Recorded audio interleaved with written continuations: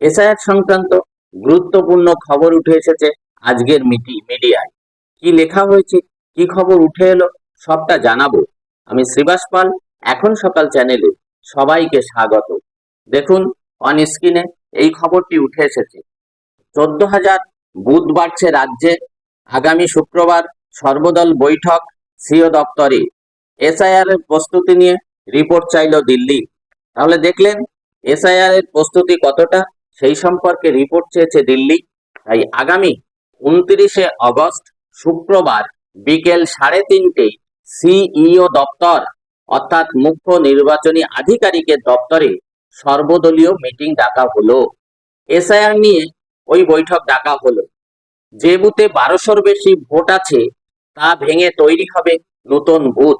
তার ফলে বাড়বে প্রায় 14,000 বুথ। ইতিমধ্যে এই রকম বুথের চিহ্নিতকরণ হয়ে গেছে।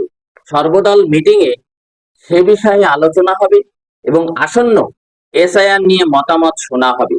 বর্তমানে রাজ্যে বুথ সংখ্যা 80,000, আর এর সঙ্গে আরো 14,000 বুথ বেড়ে দাঁড়াবে 94,000।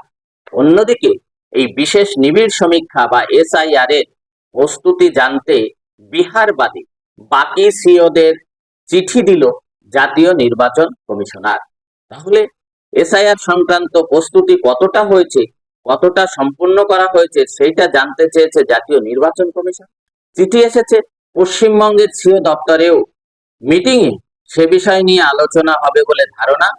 কারণ ওই দিন মানে 29শে আগস্ট বিকেল 5টার মধ্যে প্রস্তুতি বিষয়ে সিওদের রিপোর্ট চাওয়া হয়েছে। সিওদের কাছে রিপোর্ট চেয়েছে জাতীয় নির্বাচন কমিশন। প্রস্তুতি, এসআইআর এর প্রস্তুতি কতটা, এবং আগস্ট মাসের মধ্যে এসআইআর এর প্রস্তুতি শেষ করতে হবে বলে জানিয়েছে নির্বাচন কমিশন। ওই রিপোর্টে জানতে চাওয়া হয়েছে কোথায় কোথায় ইআরও এবং বিএলওর পদ শূন্য রয়েছে এবং সেখানে দ্রুত নিয়োগের জন্য কি ব্যবস্থা করা হয়েছে বা কি পদক্ষেপ করা হয়েছে। আপনাদের জানিয়ে রাখি যে এরকম একটি চিঠি গত 5ই আগস্ট নিবিড় সমীক্ষা এসআইআর এর প্রস্তুতি জানতে চেয়ে সিও দপ্তরে চিঠি এসেছিল বা চিঠি পাঠিয়েছিল নির্বাচন কমিশন।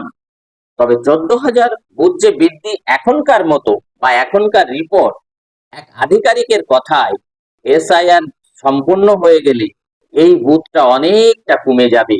কারণ মৃত ভোটার, স্থানান্তরিত ভোটার, ভুয়ো ভোটার এই তালিকা থেকে বাদ যাবে। তাই এসআইআর হলে ফের বুথ সংখ্যার পুনর্বিন্যাস করতে হবে। তবে প্রতি বুথে সর্বোচ্চ 1200 ভোট থাকবে, তার বেশি কিন্তু থাকতে পারবে না।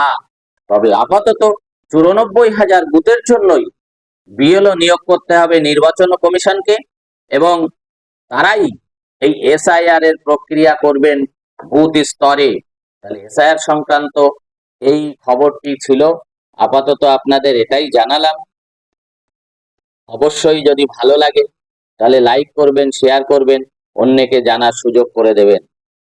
ভালো থাকবেন, সুস্থ থাকবেন। ধন্যবাদ সবাইকে।